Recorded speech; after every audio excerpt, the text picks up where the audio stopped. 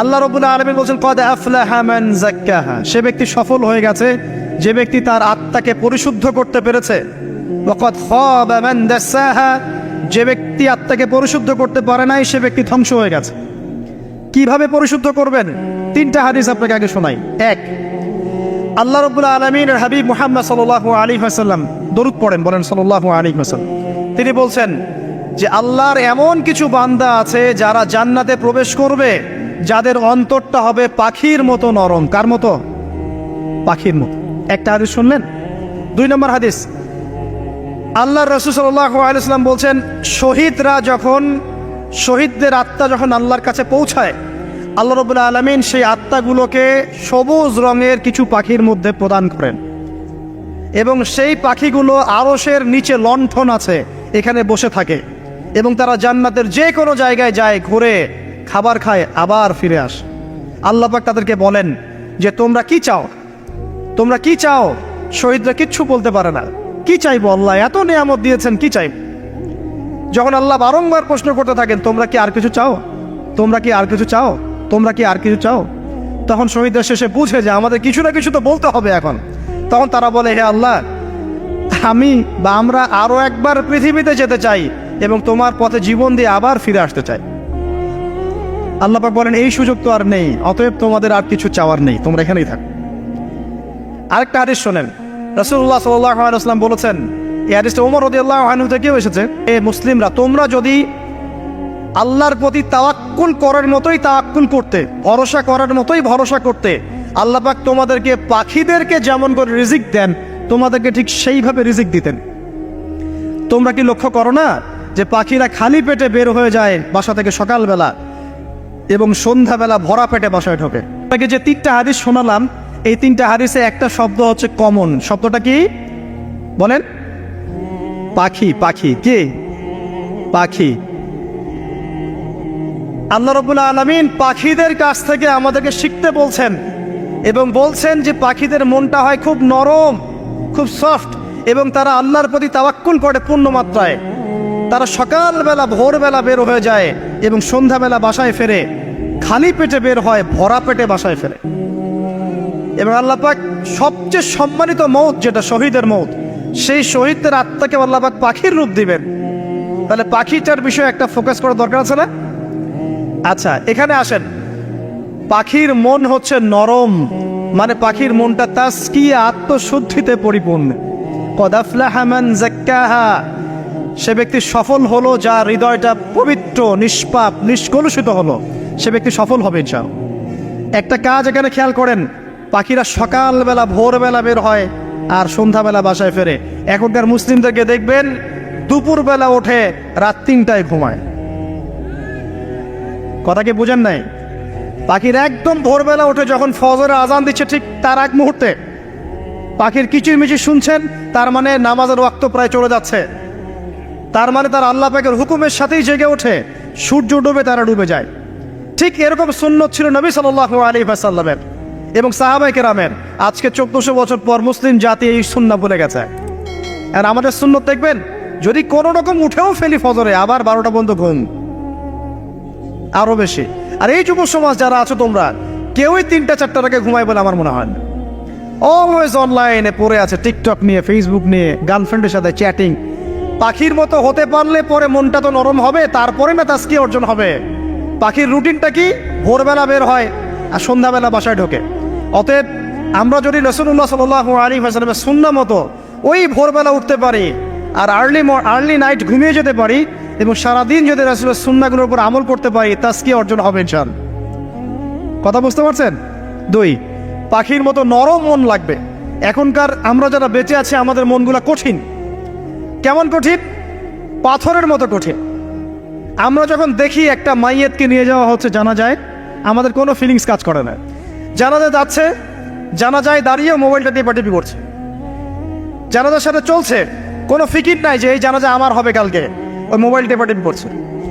আমি এমনও দেখেছি, দাফন করা হলো মাইয়াতকে, দাফন করার পরে চারপাশে মানুষজন জড়ো হয়ে গল্প করছে, ভাই আপনার ওই জমিটার কি খবর, আপনার ওইটার কি খবর, বিজনেস কেমন চলছে, চাকরির কি অবস্থা। এই যে মাইয়াতকে পাশে দাফন করলো, কোনো ফিলিংস নাই, কোনো ফিলিংস নাই।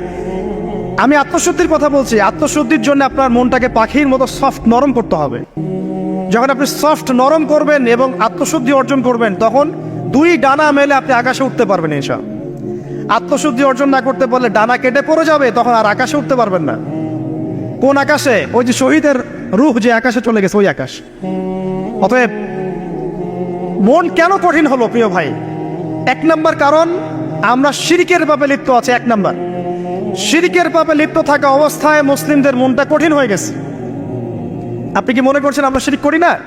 মুসলিমরাও কবর পূজা করে, দেখবেন মুসলিমরাও দেখবেন অনেক ক্ষেত্রে মাজার পূজা করছে। আমি বলিনি যে অলিয়া উলিয়ার মাজার জিয়ারত করা যাবে না, আমি কথা বলছি না, কিন্তু আপনি মৃত মানুষের কাছে আপনার ভালো মন্দ চাইতে পারেন না। কথা বুঝতে পারেন না? আমরা অবশ্যই অলিয়া উলিয়াদের কবর জিয়ারত করব। এটা আপনাকে মৃত্যুর কথা স্মরণ করাবে। তাদের একটা রব আছে, যেটাকে আমরা প্রভাব বলি, এটা আপনার মধ্যে আসবে। আমরা অবশ্যই জিয়ারত করব। জিয়ারত করতে বলেছেন নবী সাল্লাল্লাহু আলাইহি ওয়াসাল্লাম, কারণ এটা আপনাকে পরকালের কথা কি করবে?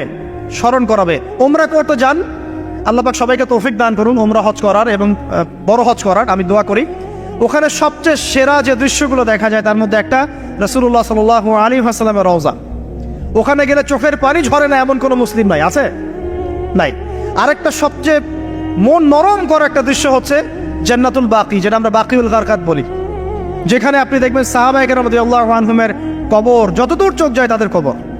কবরের কোনো মাজার নাই, সেখানে কোনো তাওয়াফ হচ্ছে না কবরকে কেন্দ্র করে, সেখানে কবরে কেউ ফুল চড়াচ্ছে না, একটা ছোট্ট পাথর দেখা যায় এখানে, আর কিছু না। পৃথিবীর সবচেয়ে শ্রেষ্ঠ মানুষগুলো সেখানে শুয়ে আছেন। ওখানে গিয়ে দাঁড়াবেন, দেখবেন নিজেকে তুচ্ছ বলে মনে হবে। আমি এই পৃথিবীতে আর কি করছি? সেরা মানুষগুলি মাটির নিচে, আমি এখানে কি করছি? তো দেখুন প্রিয় ভাইরা, অবশ্যই অলিয়া উলিয়াদের কবর জিয়ারত করবে, কিন্তু মৃত ব্যক্তি আপনার কল্যাণ করতে পারবে? অকল্যাণ করতে পারবে? হ্যাঁ, তারা আল্লাহর কাছে সুপারিশ করতে পারবে আল্লাহ পাক যখন তাদেরকে অনুমতি দিবেন। তারপরে আল্লাহ পাক যখন অনুমতি দিবেন, তখন নবী সাল্লাল্লাহু আলাইহি ওয়াসাল্লাম সুপারিশ করবেন, অলিয়া উলিয়াগণ করবেন, আলেম ওলামা করবেন, শহীদগণ করবেন, হাফেজে কোরআন করবে, অনেকেই করবেন ইনশাআল্লাহ। আল্লাহ পাক আমাদের তাকদীরে এইসব সুপারিশ নসিব করুন বলি না আমি। মুসলিমরা আজকে শিরিক করছে অনেক ক্ষেত্রেই। দেখবেন হাতে একটা এই যে বালা পরে আছে, খুলে না। কেন খুলেন না ভাই? বলে যে এটা খুললে যদি রোগ হয়। রোগ দেওয়ার মালিক কে? ওই বালা না আল্লাহ? এই যে আপনার বিশ্বাস জন্মায় নিয়েছে, এই যে বিশ্বাসটা জন্মিয়েছে আপনার হাতের উপরে, এই বালার উপরে, এটাই শিরক, এটাই শিরক। যদি আপনি বিশ্বাস করেন যে এটা হাতে থাকলে আপনি সুস্থ থাকবেন, হাত থেকে খুলে পড়ে গেলে আপনি আর বাঁচবেন না, এই যে কল্যাণ অকল্যাণের মালিক আপনি কাকে করলেন? ওই বালাকে করেছেন, আল্লাহকে করেন নাই। এখানে শিরক হয়ে গেছে, খুবই সূক্ষ্ম শিরক। আপনি নামাজ পড়ছেন মনে করেন, এখন কিছু মানুষ আসলো, এখন দেখছেন যে হুজুর তো আমার নামাজ দেখছে, নামাজটা খুব সুন্দর করে পড়ার চেষ্টা করলেন, লম্বা নামাজ, সেজদা গিয়ে আর উঠছেন না, খুব সুন্দর নামাজ পড়ছেন। এই যে মানুষকে দেখানোর জন্য নামাজটা পড়ছেন, এটা শিরক। এটা কি? এটাও শিরক। এই যে গণক বসে আছে রাস্তার পাশে, দেখবেন টিয়া পাখি নিয়ে, তারপরে যে কাগজ নিয়ে, আসেন ভাই ভাগ্য পরীক্ষা করে দেই। আরে ভাই, তুমি যদি মানুষের ভাগ্যই পরীক্ষা করতে পারবা, তো তুমি রাস্তার পাশে কেন? তো তোমার ভাগ্য কেউ পরীক্ষা করেনি কখনো? এতটুকু কমন সেন্স আমাদের নাই। ও যদি আমার ভালো মন্দ করতে পারে বা ভবিষ্যৎ বলতে পারে, তাহলে ও রাস্তার পাশে বসে আছে কিছু? ওর তো প্রাইম মিনিস্টার হওয়ার কথা, এখন ওর তো ইলেকশন করার কথা। তো দেখেন, এই যে ওখানে গিয়ে আমরা কি করি? ভাই আমার হাতটা দেখে দেন, ভাই আমার অতীত বলে দেন, ভবিষ্যৎ বলে দেন। এবং এগুলো দিন দিন বাড়ছে, কিন্তু এই রাশিফল, কবিরাজি, গণকি, এগুলো দিন দিন বাড়ছে। এবং আমি লক্ষ্য করছি দিন দিন আরেকটা জিনিসও বাড়ছে, সেটা হলো জাদুবিদ্যার চর্চা করা। এবং গ্রামে গঞ্জে কুফুরি বাড়ছে না? কুফুরি করা, তাবিজ করা, বিচ্ছেদ করা, স্বামী স্ত্রীর বিচ্ছেদ করা, মেয়েকে বশ করা, সন্তানকে বশ করা, বাড়ছে না? সবই শিরক, এগুলো সবই কুফুরি। এগুলো মুসলিমরা করছে না? মুসলিমরা এসব শিরকে লিপ্ত আছে বলেই তো অন্তর কঠিন হয়ে গেছে। ফাকাসাত কুলুবুহুম, তাদের অন্তর কঠিন হয়ে গেছে। তো একটা হাদিস বলে এখানে, খালি নবী সাল্লাল্লাহু আলাইহি ওয়াসাল্লাম বলছেন, যদি কেউ কোনো গণকের কাছে যায়, গিয়ে বলে দেখেন তো আমার হাতটা একটু, ও কিন্তু বিশ্বাস করে না যে এ ভবিষ্যৎ বলতে পারে, খালি এমনি বলেছে একটু দেখেন তো, বলার সাথে সাথেই 40 দিনের নামাজ কবুল হবে। আর যদি তার বলা কথায় বিশ্বাস করে যে হ্যাঁ তোমার ভবিষ্যৎ খুব ভালো, তুমি চাকরি পাবা, এটা করবা সেটা করবা, এবং সে বিশ্বাস করলো হ্যাঁ এটাই হবে। তখন নবী সাল্লাল্লাহু আলাইহি ওয়াসাল্লাম বলছেন সে যেন আল্লাহর পক্ষ থেকে যা নাজিল হয়েছে মানে এই যে কোরআনুল কারীম, এই কোরআনকে যেন সে অস্বীকার করলো, মানে কুফরি করলো। এগুলো আমরা করছি না ভাই? অনেক কিছু করছে। আমরা স্তম্ভের পূজা করছি, অনেক মুসলিম আগুনের পূজা করছে। আগুন জ্বালিয়েছেন, মাথা নত করছেন কেন? আগুনের সামনে আপনি মাথা নত করবেন কেন? আপনি একটা স্তম্ভের সামনে, গাছের কাছে, গাছের সামনে দাঁড়িয়ে মাথা নত করে ধ্যান করবেন কেন? আপনি মেডিটেশন করছেন কি জন্য? আপনাকে নামাজ দেয়া হয় নাই? 5 ওয়াক্ত নামাজ দেয়া হয় নাই? নামাজের চেয়ে বড় মেডিটেশন কিছু আছে নাকি? আপনি ধ্যান করছেন কি জন্য? অনেক মুসলিম তো জিনের উপাসনা করছে, জানেন? অনেক মুসলিম জিনকে তাবে করার চেষ্টা করছে। আর জিন বলে একটা জাতি আছে, এটা সত্য। তো এরকম প্রতিটা ক্ষেত্রে শিরক আছে। শিরক কথায় আছে, কাজে আছে, বিশ্বাসে আছে। দেখবেন মুসলিমরাই আল্লাহ ছাড়া অন্য কারো কাছে দোয়া করছে, মুসলিমরা নজর মানত করছে অন্য জায়গায়, আল্লাহর জন্য নজর মানত করছে না, অন্য কাউকে সন্তুষ্ট করার জন্য করছে। সন্তান হয় না, সন্তান হয় না, এখন কি হবে? সন্তান হয় না তো অমুকের কাছে যাও, সেখানে গিয়ে বকরি জবাই দাও, সন্তান হবে। সুবহানাল্লাহ। তো এই পদ্ধতি ইব্রাহিম আলাইহিস সালামের জানা ছিল না যে শেষ বয়সে তিনি বলছেন রব্বি হাবলি মিনাস সালিহিন? আপনি দোয়া করতে পারেন না? সন্তান হবে না কেন? আল্লাহ পাক তাকদিরে লিখে রাখলেন, অবশ্যই হবে। আর আল্লাহ পাক তাকদিরে না লিখলে কিভাবে হবে? তাকদিরে যে ব্যক্তি বিশ্বাস করে না সে ব্যক্তি হতাশ হয়। যা কিছু হচ্ছে আমাদের জীবনে সবই তাকদির, এর বাইরে একটা মানুষও যেতে পারবে না। তো প্রিয় ভাইরা, কথায়, কাজে এবং চিন্তায় আমরা অনেক শিরিক করছি। শিরিকের কারণে আমাদের অন্তর কঠিন হয়ে গেছে। আরো কেন কঠিন হচ্ছে? বেদাত। আমল করছেন নবীর সুন্নত মানার জায়গায় অন্য কিছু আপনি করছেন, এমন এমন কিছু আমল করছেন যেগুলোর সাথে রাসূলের সুন্নতের কোনো সম্পর্ক নাই এবং সাহাবীদের সুন্নতেরও কোনো সম্পর্ক নেই। এই ক্ষেত্রে গিয়ে আপনি বেদাত করছেন, বেদাত করে অন্তর কঠিন হয়ে যাচ্ছে। অন্তর কঠিন হওয়ার একটা বড় কারণ হচ্ছে হারাম রিজিক। যখন আপনি হারাম রিজিকে যাচ্ছেন, সুদ, ঘুষ, আপনার দুর্নীতি, আপনার এই যে অন্যের সম্পদ আত্মসাৎ করা, হালাল হারামের পরোয়া না করা, এই রিজিক দিয়ে যখন আপনি আপনার দেহ, রক্ত, মাংস গঠিত হচ্ছে, আপনার কলবটা শক্ত হয়ে যাচ্ছে। আমি কি বুঝাতে পারছি না? হারাম রিজিক যখন আপনার শরীরে ঢুকছে, অন্তরটা শক্ত হয়ে যাচ্ছে। একটা হাদিস যথেষ্ট। আল্লাহ রাসূল বলেছেন ইন্নাল্লাহা তাইয়্যিব লা ইকবালু ইল্লা তাইয়্যিব। আল্লাহ পাক পবিত্র সত্তা, তিনি পবিত্র ছাড়া কবুল করেন না। আপনি 10টা হজ করে আসেন, চুরির টাকা দিয়ে, ডাকাতির টাকা দিয়ে, আত্মসাতের টাকা দিয়ে, দুর্নীতির টাকা দিয়ে, যদি কবুল হয় তাহলে কোরআন সুন্নাহ মিথ্যা হয়ে যাবে, নাউযুবিল্লাহ। কথা কি বুঝতে পারছেন না? আল্লাহ রাব্বুল আলামিন বলছেন আল্লাহ পাক পবিত্র, পবিত্র ছাড়া কবুল করেন না। হারাম রিজিক দিয়ে ইবাদত কবুল হয় না। আমরা ওই যে রংপুর অঞ্চলে একবার ওই যে হারাগাছ একটা অঞ্চল আছে না, সেখানে গিয়েছিলাম। সেখানে মাশাআল্লাহ আবার বিড়ির অনেক ফ্যাক্টরি আছে। কিসের? বিড়ি তো হালাল নাকি? তামাক তো হালাল নাকি? তো সেখানে বিড়ি ফ্যাক্টরির অনেক মালিক আছে এবং তারা মসজিদ কমিটির অনেক দায়িত্বপ্রাপ্ত আর কি। মুসলিমদের গায়রত্ব এখন নাই, মুসলিমরা এদেরকে আবার মসজিদ কমিটির সদস্যও বানিয়েছে।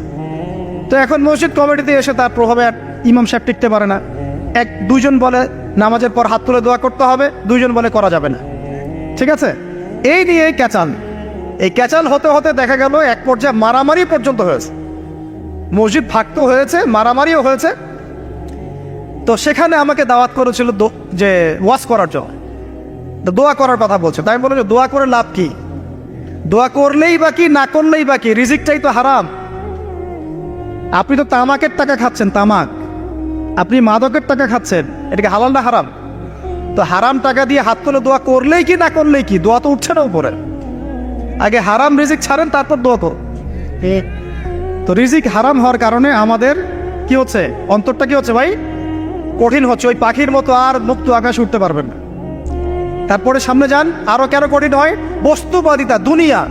সারাদিন দুনিয়ার ফিকির, দুনিয়ার চিন্তা। খাবো কি, পরবো কি, ব্যাংক ব্যালেন্স, টাকা পয়সা, স্ট্যাটাস, সারাটা দিন দুনিয়ার দুনিয়া। ঘুম থেকে ওঠা থেকে নিয়ে শুরু করে ঘুমানো পর্যন্ত খালি দুনিয়া। যারা দুনিয়ার নেশায় মত্ত হয়ে আছে, এদের অন্তরটা কঠিন হয়ে যায়। এই অন্তরটা পাখির মতো হতে পারবে না। ঠিক আছে কথা? যারা দুনিয়ার নেশায় মত্ত হয়ে আছেন, এই অন্তরটা কঠিন হয়ে যাবে, পাখির মতো হতে পারবে না। তারপর কি? আরো সামনে যান, দিনই জ্ঞান চর্চা না করা অন্তর কঠিন হওয়ার কারণ। আর কি কারণ? পাপ করা, পাপ। যত বেশি আপনি পাপ করবেন, যত বেশি পর্ন দেখবেন, যত বেশি মাদক খাবেন, যত বেশি জুয়া খেলবেন, যত বেশি অহেতুক সময় নষ্ট করবেন, যত বেশি আপনি অন্যের ক্ষতি করবেন, ঠিক আছে, নিরপরাধ মানুষের উপর নির্যাতন করবেন, যত বেশি আপনি পাপ করবেন, পাপ এই পাপ করতে করতে করতে মানুষের অন্তর কঠিন হয়ে যায়। ইবনুল কাইয়্যিম রাহিমাহুল্লাহ বলেছেন যে পাপ করতে থাকলে মানুষের অন্তর কঠিন হয়ে যেতে থাকে, এবং ইস্তেগফার আর জিকির করলে গিয়ে মানুষের অন্তর আবার নরম হতে থাকে। পাপের উপর পাপ করতে থাকলে মানুষের অন্তর কঠিন হতে থাকে। এ বিষয়ে রাসূলুল্লাহ সাল্লাল্লাহু আলাইহি ওয়াসাল্লাম বলেছেন, যখন মানুষ একটা পাপ করে কলবের মধ্যে একটা কালো দাগ পড়ে যায়, যখন আরো একটা পাপ করে আরেকটা কালো দাগ পড়ে যায়। এইভাবে যখন পাপ করতেই থাকে তখন পুরো কলবটাই কালিমা পূর্ণ হয়ে যায়। এই অবস্থায় যদি সে তওবা করে আল্লাহ পাক মাফ করে দিবেন। যদি এই অবস্থায় তার মৃত্যু হয়ে যায়, তার আত্মাটা থেকে দুর্গন্ধ বের হতে থাকে, যে আত্মাটা কবজ করতে পর্যন্ত মালাকুল মউত মানে ঘৃণা পোষণ করেন। কথা কি বুঝতে পারছেন?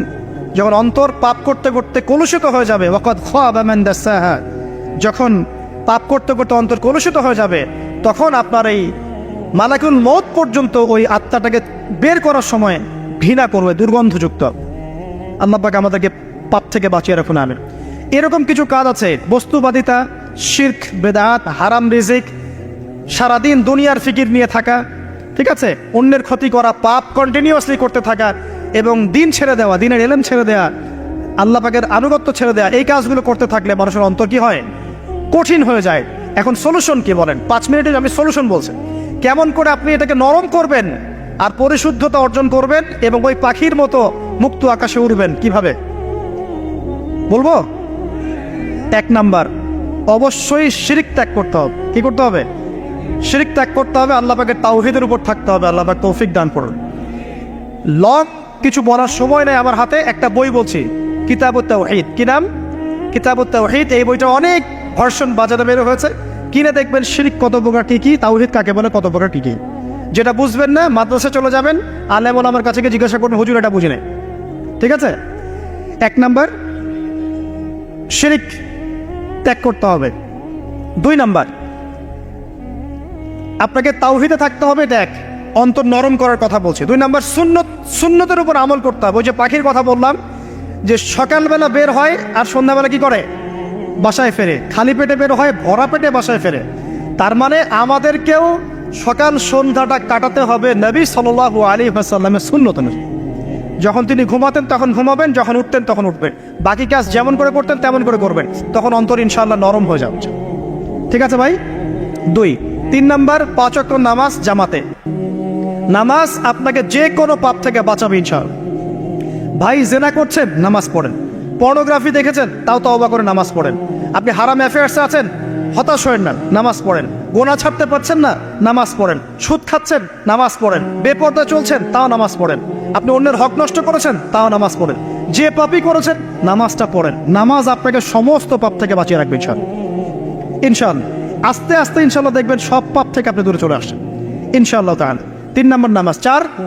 4 নাম্বার, বেশি থেকে বেশি, ভাই শোনেন, বেশি থেকে বেশি পরকালের ফিকির করবেন।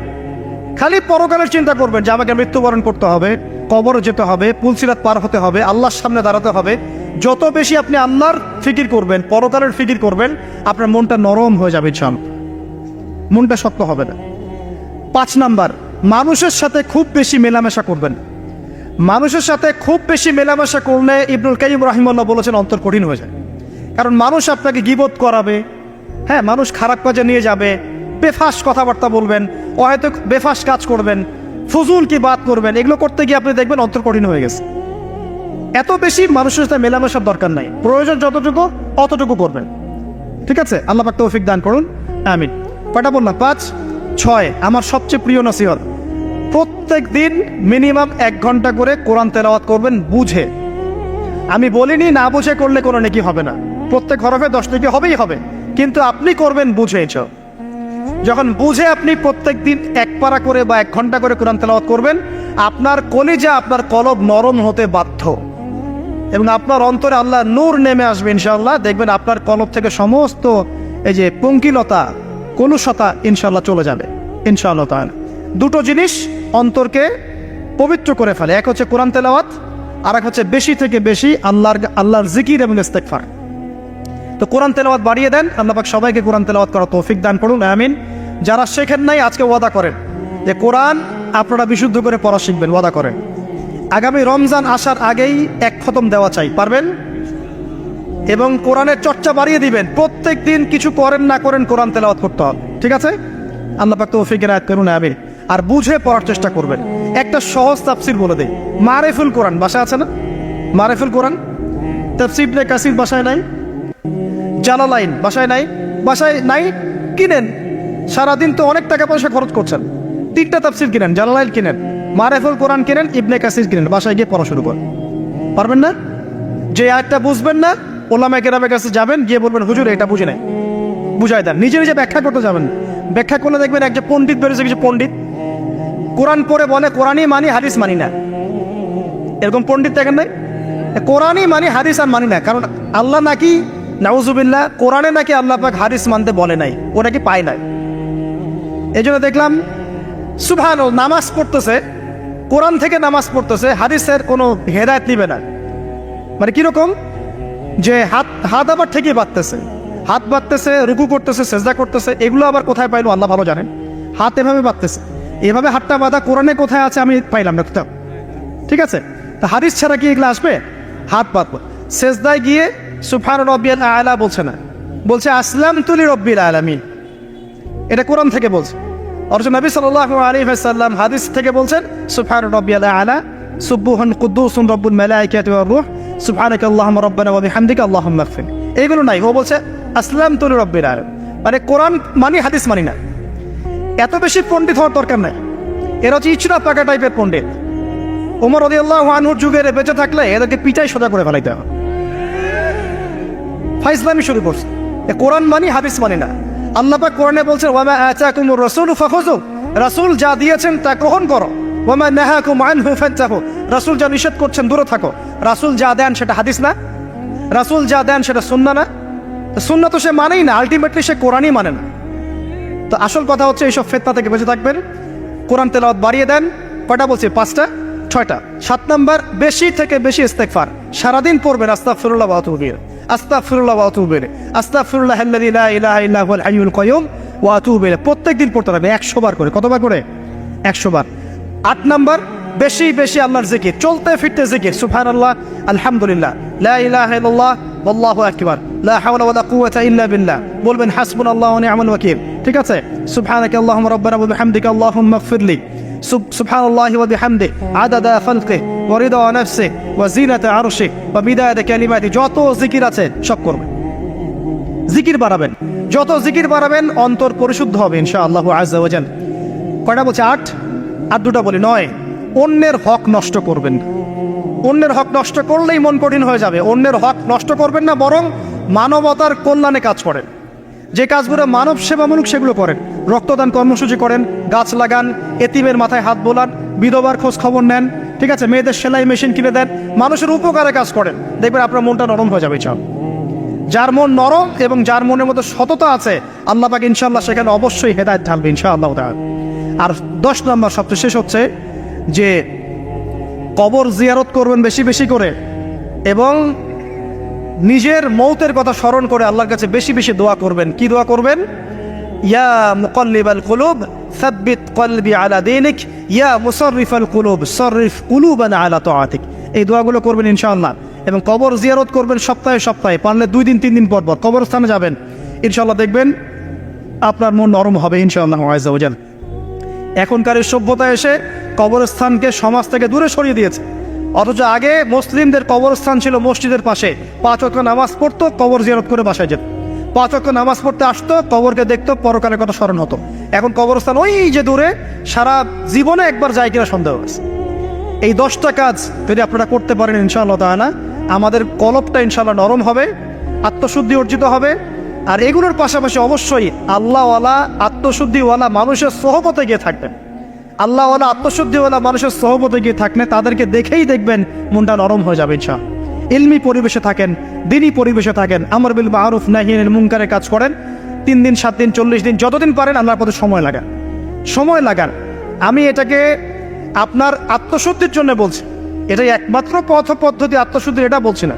এখানে গেলে আপনি ইনশাআল্লাহ আপনার ইসলাহ এবং সংশোধনের জন্য কাজ করতে পারবেন। আল্লাহ রাব্বুল আলামিন আমাদের সবার কলবগুলোকে পরিচ্ছন্ন করুন। আল্লাহ পাক আমাদের সবাইকে শিরকের পাপ থেকে বাঁচিয়ে রাখুন। হৃদয় কঠিন হওয়া থেকে বাঁচিয়ে রাখুন। আল্লাহ পাক আমাদেরকে বেশি থেকে বেশি কোরআন তেলাওয়াত করার তৌফিক দান করুন, দ্বীনি জ্ঞান চর্চা করার তৌফিক দান করুন। আল্লাহ পাক আমাদের সবাইকে হারাম রিজিক, জেনা, সুদ, ঘুষ থেকে বাঁচিয়ে রাখুন। আল্লাহ পাক আমাদেরকে পরকালীন চেতনায় এই দুনিয়ার জীবন কাটানোর তৌফিক এনায়েত করুন, আমিন। আমরা আজকে এই যে পাখিদের মতো অন্তর নিয়ে কথা বললাম, আমরা যদি এই আমলগুলোর মধ্য দিয়ে অন্তরটাকে পবিত্র করতে পারি, ইনশাআল্লাহ ওই শহীদদের যে নরম পাখির অন্তর, সেটা আমরা লাভ করতে পারবো ইনশাআল্লাহ। এবং